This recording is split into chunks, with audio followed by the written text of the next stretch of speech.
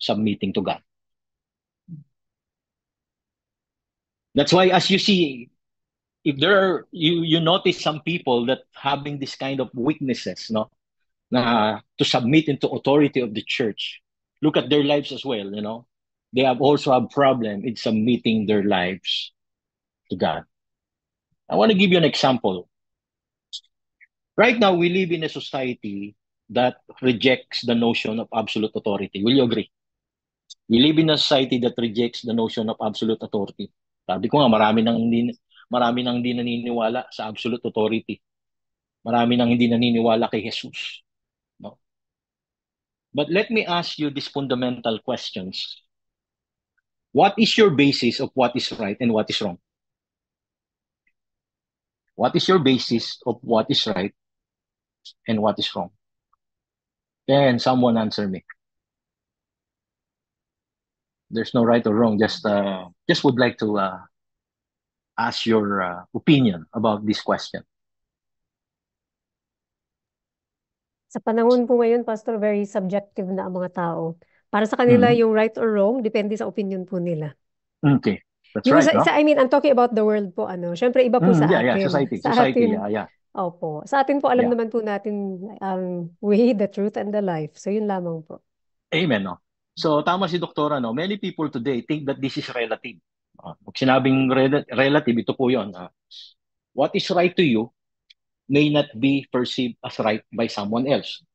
No? Kaya nga, sa iba, ang tingin nila, yung ginagawa nila tama dahil sa tingin nila tama.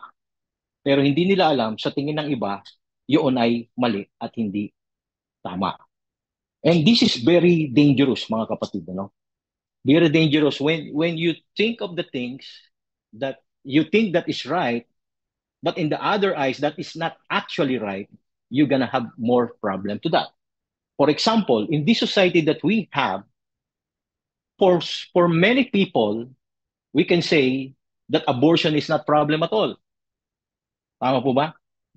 Abortion is not problem. Even actually in America, it was legalized, I think. Every day, there are many women's, I think 4,000 babies a day that are in the womb are killed in America every day. No? And if we notice that, the question that I have in that situation is how can people justify such a behavior? Why do you think that they can justify that kind of behavior? I believe because the people are not willing to accept the authority of God that says you should not kill. Because if you will believe in what the word of God says, that thou shalt not kill, perhaps you would say that abortion is evil. Abortion is bad. Abortion is sin. But saying abortion is just all right, abortion is just okay, abortion is just, what's going on in our society, I think there will be a big problem to that. So ito po yung nangyayari ngayon, no? And people are having difficulty, again, to accept the absolute authority in their lives. Kaya nga, what happened is they obey or they follow what they seems right into their lives, but actually not right in the sight of God, and even according to the word of God. Kaya mga kapatid, no? We all know that Christ is the supreme authority of the church. Now, my question is, do we support tolerance of action that is contrary to what Christ and the Bible is teaching? I don't think so. A believers in Christ doesn't compromise their faith. But let me remind you of this. Unfortunately, if we are not careful, the same problem can be seen in our lives. Ulitin ko po yon. Kung hindi po tayo magiging maingat, the same problem that I mentioned earlier might happen or will be makita sa ating mga buhay. If we are not willing to listen to the authority of Christ expressed in His Word, okay, ulitin ko po yon. If we are not willing to listen to the authority of Christ expressed in His Word, to the Word of God, we can end up doing what we like instead of doing what He has commanded us to do. We will end up doing what we like instead of doing what He has commanded us to do. I want to be more specific on this. In Matthew chapter 28, verse 18 to 20, ito po ang sabi. Then Jesus came to them and said, all authority in heaven and on earth has been given to me. Therefore, go and make disciples of all nations, baptizing them in the name of the Father and of the Son and of the Holy Spirit, and teaching them to obey everything I have commanded you. And surely I am with you always to the very end of the age.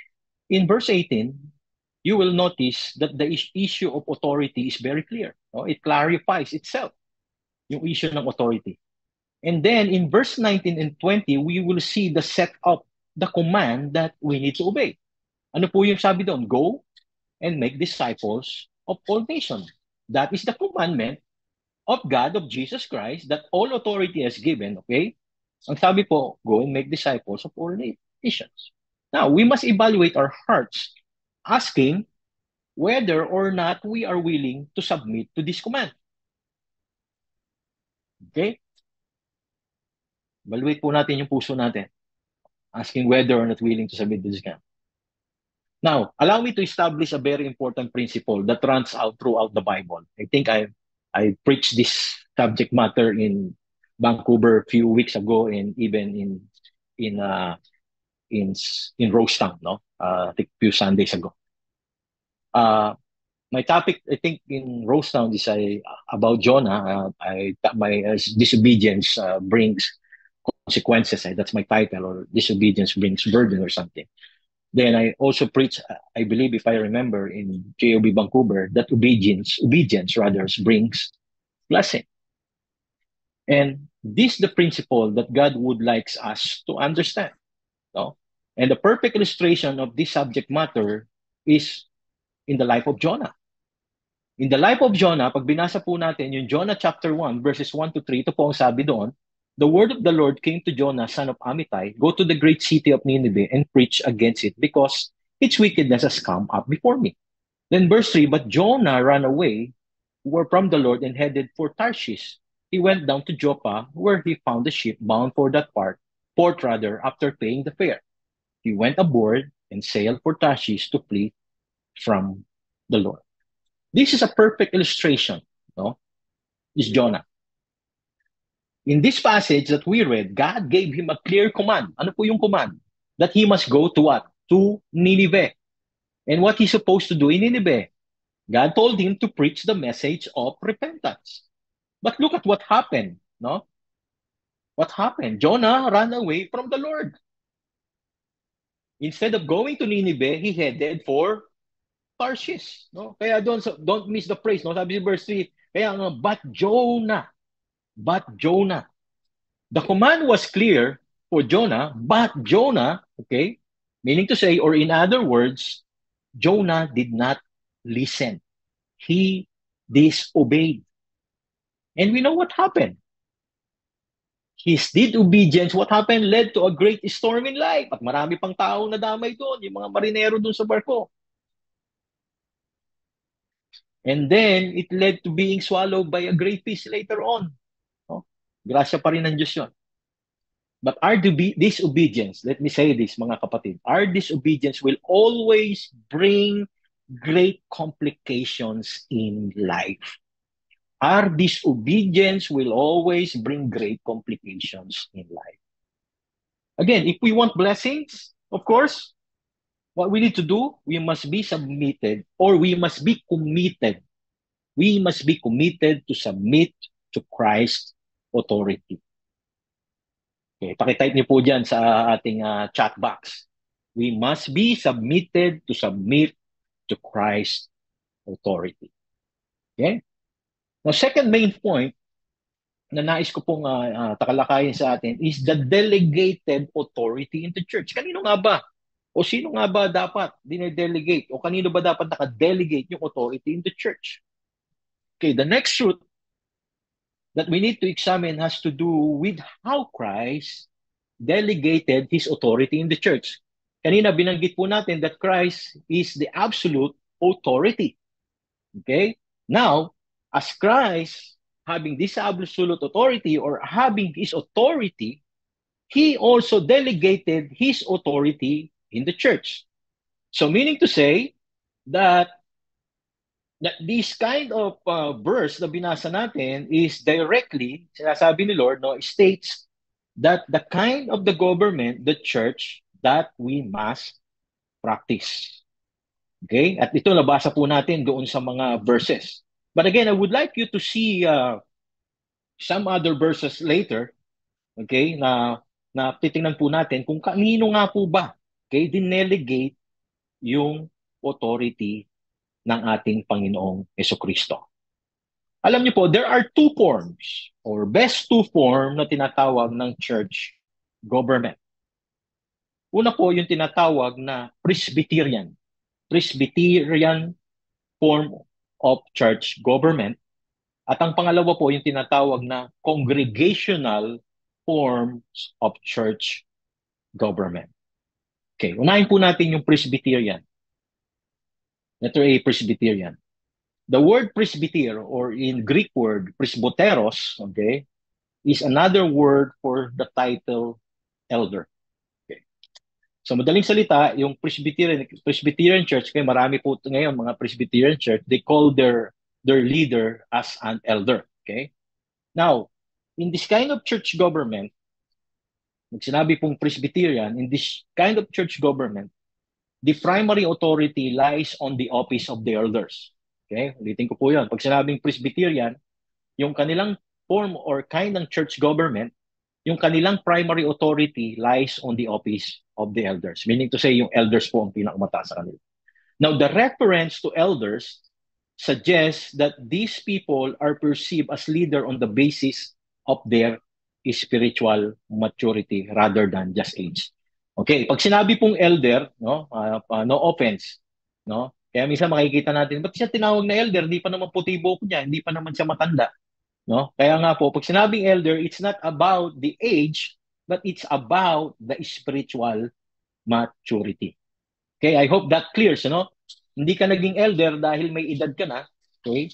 Ikaw ay na-appoint na maging elder because you qualify or you obtain the requirements that we need to be spiritually mature. Again, the significant that biblical support for these types of government ay nandito po. In the Old Testament, makita natin that the eldership rule was a common practice in the Jewish tradition. Alam naman po natin that the early believers were Jewish, no? And it would be natural for them to follow that kind of form of government. Kaya nga in Numbers, if you have your Bible with you, in Numbers chapter 11, verse 16, ito po yung sabi. The Lord said to Moses, "Bring me 70 of Israel elders who are known to you as leaders and officials among people. Have them come to the tent of meeting that they may stand there with you." This is only just one of the passages, no, that talks about the elder. There are some many passages pa wherein we can find the appointment of elders. In Titus chapter 1 verse 5, mabasa din po natin, may clear po din na binanggit po doon. Nasabi po doon, the reason I left you in Crete was that you might straighten out, which was unfinished, and appoint elders in every town as I directed you. And there is also another clear passage that talks about elder. And that is in Acts chapter 14, verse 23. And it says like this, Paul and Barnabas appointed elders from them in each church, and with prayer and fasting, committed them to the Lord in whom they had put their trust. In these passages, makita po natin, we can see that whenever Paul and Barnabas planted the church, okay, they always entrusted the leadership to the elders of the church. Why? Because they are spiritual leaders who have been tasked to shepherd and oversee the church of Jesus Christ. Notice the three functions are used to this passage to refer to the same office na sinabi po sa 1 Peter chapter 5, verse 1 and 4. Babasahin ko po. To the elders among you, I appeal as a fellow elder, a witness of Christ's suffering, and one who also will share in the glory to be revealed. Be shepherds of God's flock that is under your care. Shepherd God's flock, serving as overseer. Take note of that, overseer. not because you must, but because you are willing, as God wants you to be not greedy for money, but eager to serve. Verse 3, not lording it over those entrusted to you, but being examples to the flock. And when the chief shepherd appears, you will receive the crown of glory that will never fade away.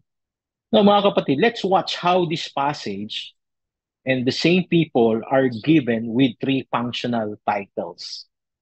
In verse 1, they mention they are elders who function as what? To function as shepherds. Then in verse 2, okay, they said there that because they are shepherds, they have to care and feed the flock of God. And not only that, in verse 2 as well, they mentioned they should also act as overseer. Why they supposed to do that? Because they administer or direct the ministries of the church. E sa panahon po natin ngayon, saan po natin nakikita itong three titles na ito? Saan po natin nakikita? Sino po ang normally gumagawa ng itong tatlong titles na ito sa ngayon? Today, it's very evident that we see these three titles apply to the same office of the pastors. Amen po ba? Same pastors, office of the pastors, or elders. Now, this is the questions that I would like to give it to you. No, are the elders and pastors given the capacity to rule? Sa tingin niyo po, are the pastors and elders given the capacity to rule? Will you agree? Absolutely. No? But Peter seriously warns them concerning abusing their leadership. Tulad po kanina, no, Dr. Iris mentioned to me, that there's power struggle in the conflict because of one of the pastors or one of the leaders. That's why here makita natin that it's evident, no? Now we as leaders, elders or pastor, we should be concerned, that we should abuse the authority and the leadership that has given unto us. And there are passages that support this truth. That's why in 1 Timothy chapter 5, verse 17, ito po ang sabi, the elders who direct the affairs of the church well are worthy of double honor, especially those whose work is preaching and teaching. And Hebrews 13:17, obey your leaders and submit to their authority. They keep over you as man who must give an account. Obey them so that their work will be a joy, not a burden, for that would be of no advantage to you. Again, reminded sa pastor leader, we should not abuse our leadership. But to the one that submitted to us, make sure naman, yung mga nasasakupan po namin bilang mga pastor, bilang mga elder, meron din pong sinasabi sa atin dito na in Hebrews chapter 13 and 17 that I believe that's very important, that we should what? Obey our leaders and submit to their authority. Kaya mahalaga, it's very important that as believers in Christ, that na kung saan nandoon po tayo, nasasakupan po tayo ng pastor, we have to learn how to obey our leaders and submit to their authority. Why? Because your pastors, your elders is the one keep watching over you. And they are accountable to you. At nawa yun po yung makita natin. Kaya nga mga kapatid, do not get hurt, when your leader, when your pastor is trying to correct you. Because I believe they did that not just because napahiyain ka or meron silang wrong motive about that. They are doing that because they believe, or we believe, that we are accountable to each one of you. Can I have amen to that? Again, let me remind, as a congregation of the church, we must be willing to submit to the spiritual authority that Christ has entrusted to the church. That is the elders and the pastors and other leaders.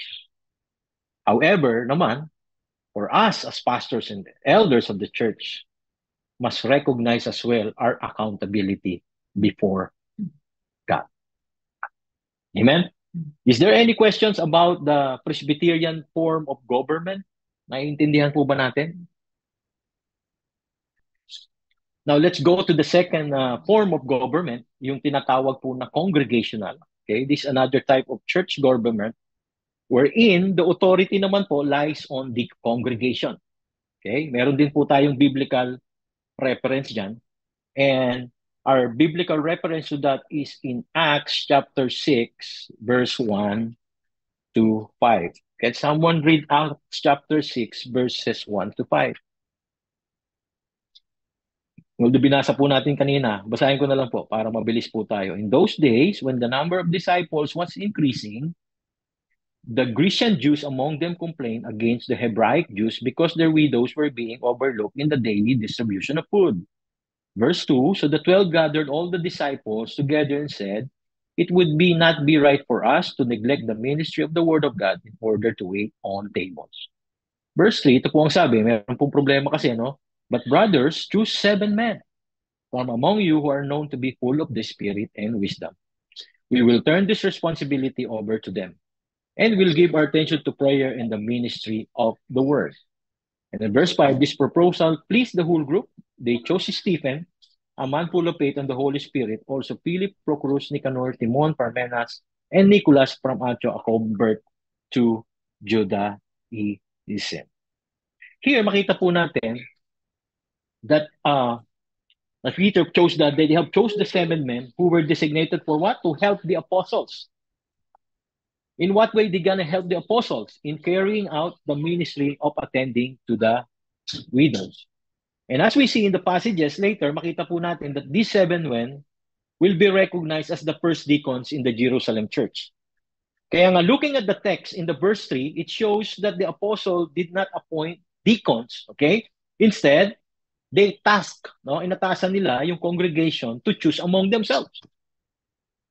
However, mga kapatid, it should be emphasized that the apostles have clearly guided, no? Makita natin, yung tinatawag na democratic process, no? That the people ended up choosing the right person or the right deacons.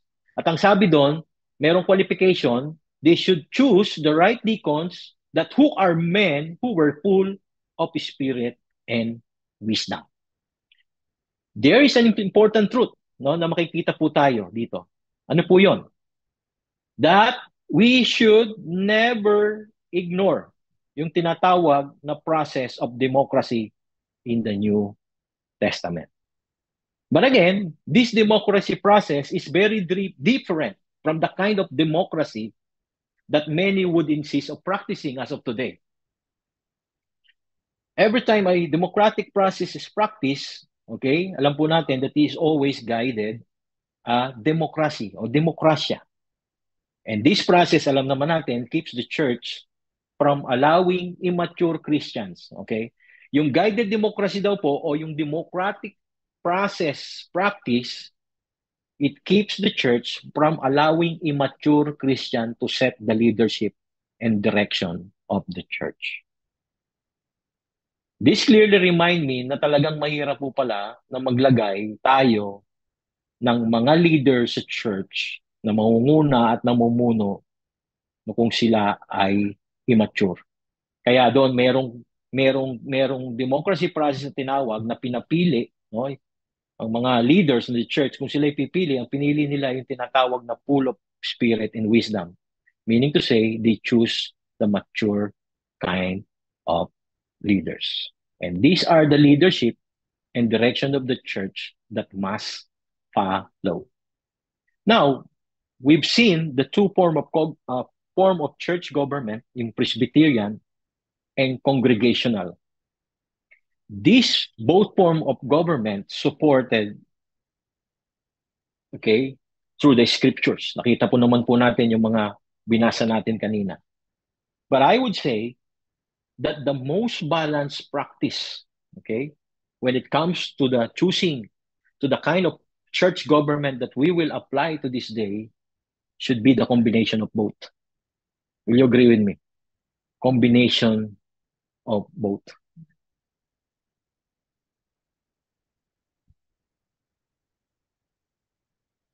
Question. To whom did the Lord Jesus Christ entrust the authority in the New Testament church? No, recap lang po. To whom? Kanino po in-entrust ni Lord yung authority in the New Testament church?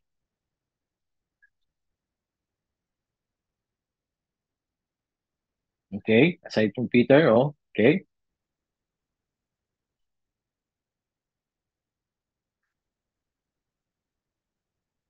It's entrusted to the elders and the pastors of the church. And who are these people accountable to? They are accountable to their congregations. Now, the third main point that I would like to discuss to each one of us is the display of authority in the church. Sabi ko nga po kanina, the most balanced practice ng kumbaga ng form of governments is yung Presbyterian and congregational type of governments. Now, the best way to effectively combine the Presbyterian and congregational form of government, okay, take note of this, is to first of all recognize the privilege of the pastors to lead. Ulitin ko po yon. The best way to effectively combine the Presbyterian and congregational government is to first of all recognize the privilege of the pastors to lead. And if that's the case, indeed, they must shepherd the flock of God. Not only they must shepherd the flock of God, but they must also be an overseer. They must be also an overseer. We believe that the Lord always reveals His vision to the leader. Amen po ba? The Lord reveals His vision to the leader. And that is evident throughout the Bible. Whenever God wants to accomplish something among His people, He always raised a leader who would receive His vision and lead the people to accomplish it. Can I have amen? This is illustrated, kita natin, in the lives of Moses and Nehemiah. Okay, if you are familiar with the life of Moses, and if you're able to read the book of Nehemiah, you will see that God called them and directly revealed what He wanted to accomplish among His people. Now, likewise, in the New Testament, the pastor is called by God and not appointed by men. Let me say that. In the New Testament, in these days right now, the pastor is called, no? Tinawag po, hindi tinulak. No? Not push, called. He is called. Divine calling. And not just appointed only by men. That's why in Acts chapter 20, verse 28, ang sabi po doon, keep watch over yourselves and all the flock of which the Holy Spirit has made you overseers. Be shepherds of the church of God, which He bought with His own blood. This verse plainly says that the Holy Spirit has made you overseer. And the authority of the pastor was given to him through the guidance of the Holy Spirit. Now, the only time that believers should not submit, take note of this, believers in Christ. The only time believers should not submit and respect that authority when a pastor or a leaders or an elders is living an immoral life and is leading God's people in a direction that opposes God's word. Ulitin ko po yun.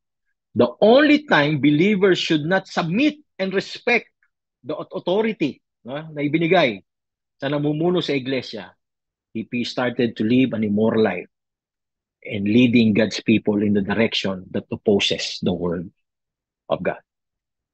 That is why it's very important na ma-maintain yung tinatawag na check and balances.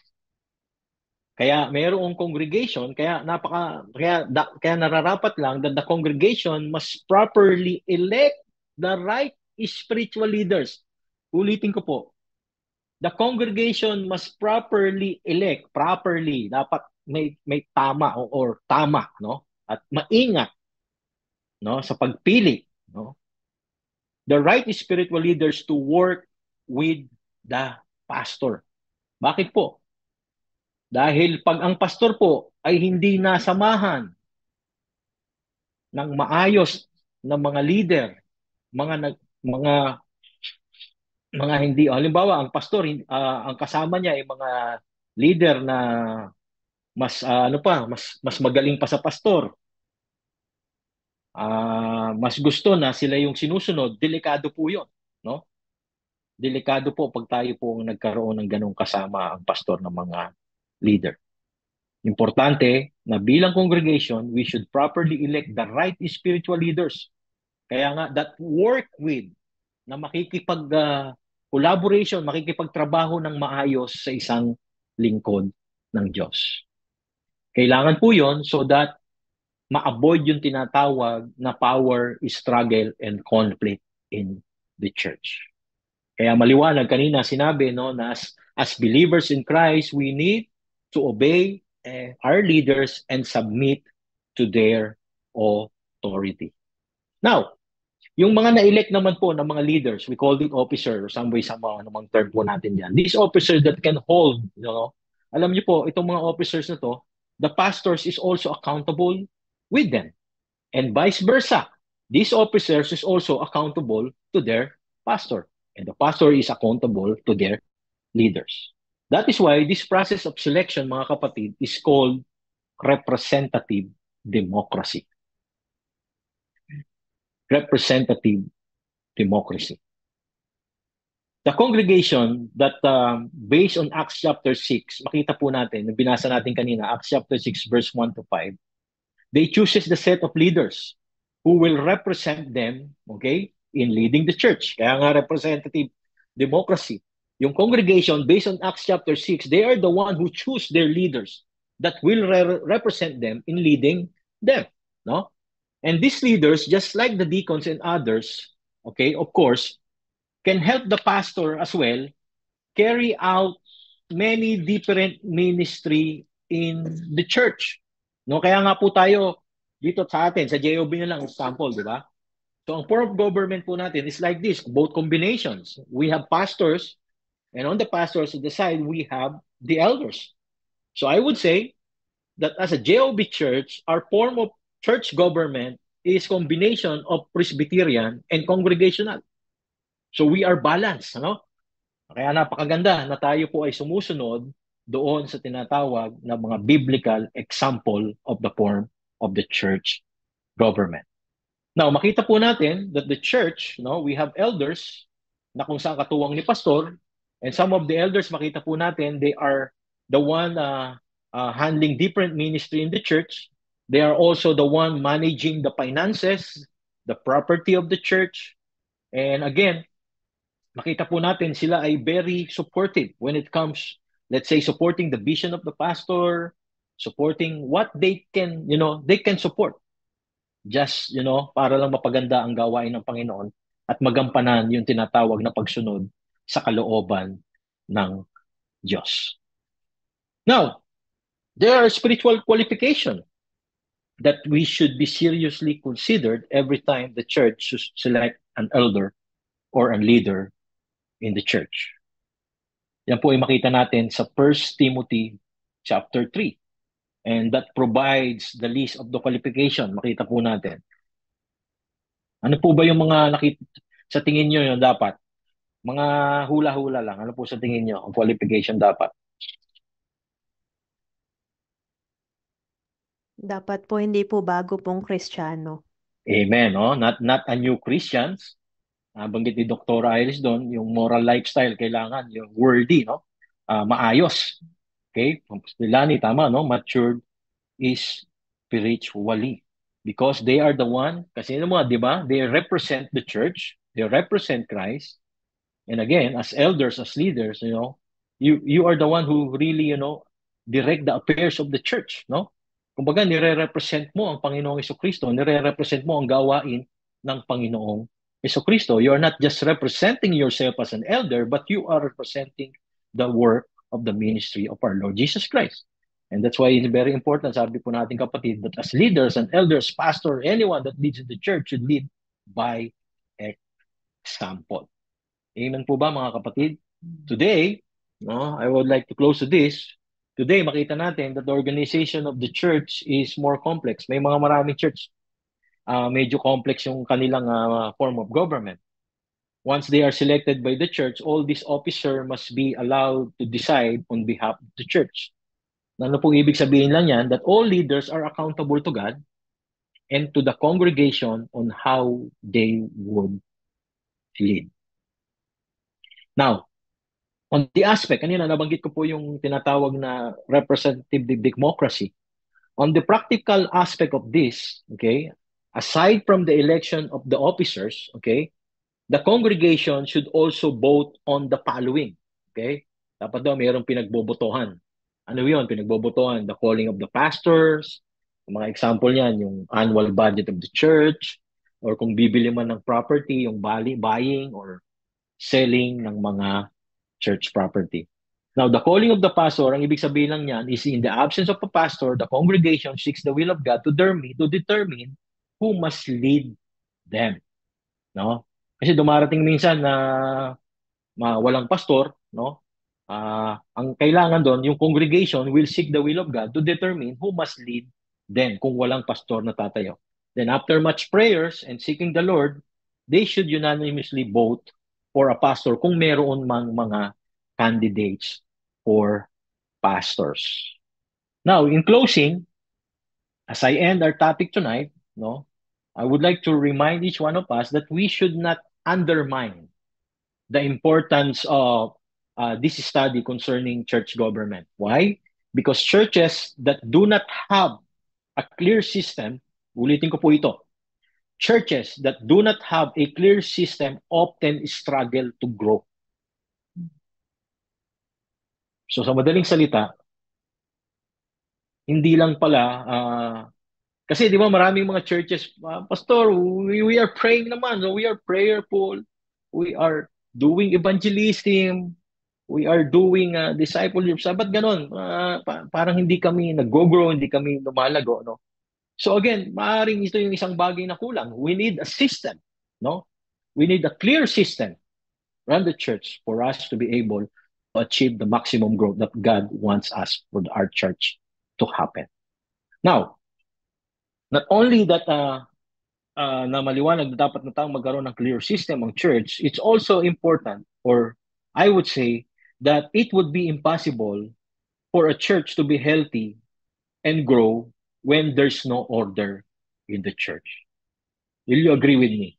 It would be impossible for a church to be healthy and grow when there's no order in the church.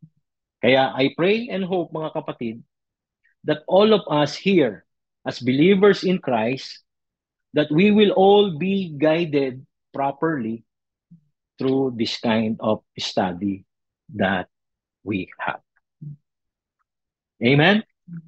Is there anything that you would like to clarify or would you like to ask because you do not understand it clearly? I think we still have time or a few minutes to discuss, or if anyone would like to share their thoughts about our topic, everyone is welcome.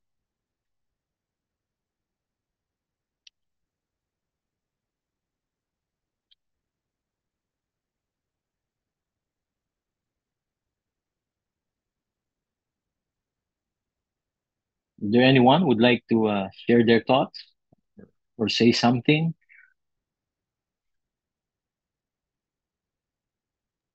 I-volunteer ko po pa si Lester. De joke. Apat po sila dyan. Nandyan sila, ano po sila Sis Jo, sila Brother Sid, tsaka si Liz. I-volunteer ko na po si Lester. Les, may gusto kang sabihin, ano? Wala po. Naintindihan ko po yung Salamat po, Pas. Malinaw po yung pag-discuss mo po. Pinsan ko po si Lester, binibiro ko lang po. Si Mana. Well, anyway, okay, sino yung Liling nga.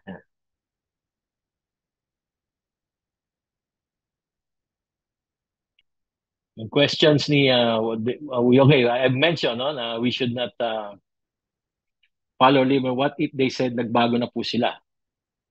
Okay, we cannot just rely on the words that they are saying that they have changed. Okay? Kailangan mapatunayan po yon.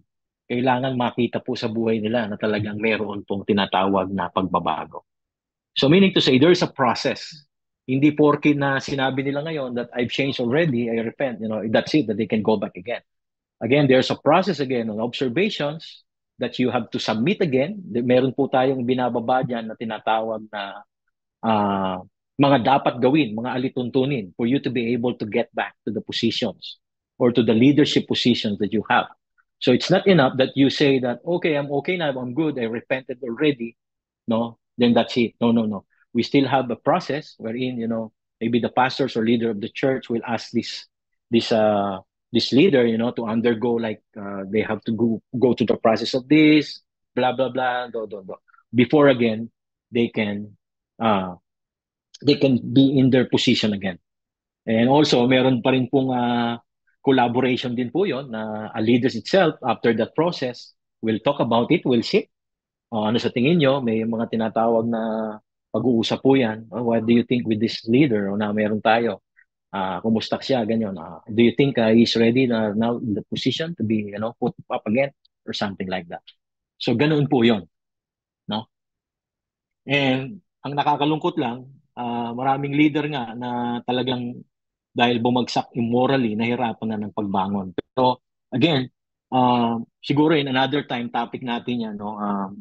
About disciplining and restoring not only just a leader, but everyone, a believer who really committed sin, no, against the church, against everyone, kung paano naman po yung tinatawag na i-address ng church. Paano ito ise-settle, paano ito gagawin, paano yung proseso, anong dapat gawin. So probably we can talk about it for some other time. If we have time, probably I'll study that. By next week siguro, pwede po nating pag-usapan. Ang title po dyan is Preserving the Purity of the Church. So we can probably talk about that by next Wednesday.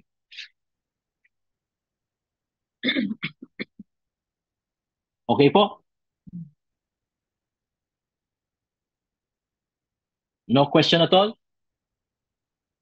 Sige po. Can someone close us in prayer? Meron po bang gustong mag-volunteer?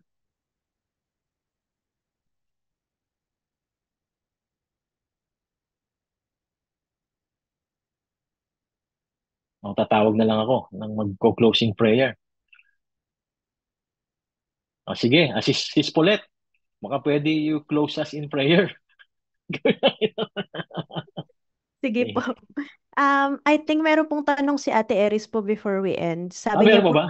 to Sige, parents sige. din po, tama po di ba po na habang bata pa ang mga anak, turuan ng matuto about authority, obedience sa parents para madali pong mag-obey ang bata kay God. Amen. Exactly. No? Train up a child, di ba? Parang nang bata pa lang siya, the way it should go, so that he will not depart from it. So, importante na habang bata yung mga anak natin, ay tinuturuan na natin sila kung paano sila mag-submit sa authority. No? Maging, of course, as bilang mga anak, no? Maging obedient tayo sa ating mga magulang, because tingnan naman sa Bible, that's the promises ng Panginoon, no? Sa mga batang masunurin. No? That's a great promises. Merong great promises si Lord to those children that obey their parents. They will have a long life. Amen? Sige So I po. hope nasagot po. Sige po. Yeah. Sister Paulette, thank you. Okay, pray for us in closing. Sige po, let's pray po. Father, salamat po sa gabi na ito na natuto po kami about your delegated authorities, ang mga itinalaga Amen, mo God. pong leaders sa iglesia, ang mga pastor, mga elders, ang mga Yes, God. namumuno po sa church at government. We pray, Yes, Lord, God. na kami pong mga church members and all of us, mapa-leader man o hindi, magkaroon po Yes, kami God. ng pusong nagsasubmit, first of all, to Christ and to our leaders. Bigyan mo po kami ng puso na mababa, Panginoon, handang Amen, God. magpa-correct, handang Amen, Lord. magpatama, Panginoon, sa aming mga leaders, sa mga pastor na itinalaga mo po over us. And Father, Yes, salamat God. po Thank sa you, buhay Lord. ng bawat isa na nandito po sa aming online discipleship. Kami po lalo Salamat, ay Panginoon. mag-grow, lalo pang lumalim ang aming pananampalataya sa iyo, Panginoon. Salamat po sa mga word na na-receive namin. We Amen, thank Jesus. Lord, for Thank the you, Lord. life of Pastor Joel na nagbahagi po ng salita sa amin. Pagpalain mo po siya ang kanilang Thank you, sa Jesus. church sa GOV Vancouver. Praise Jesus. Ang bawat isa po sa amin dito, Panginoon, iba-iba man po kami ng church at pinanggalingan. Salamat po na pinagkaisa mo po kami sa oras na ito. Amen. We give you back all the Amen. Thank you, Lord. praises, all the Thank you, Jesus. glory. In Jesus' name we pray. Amen. Amen. Amen. Okay, Picture na good. po. Okay, sige po. Sige po, turn on your cameras po. Ako na magkukuha ng picture.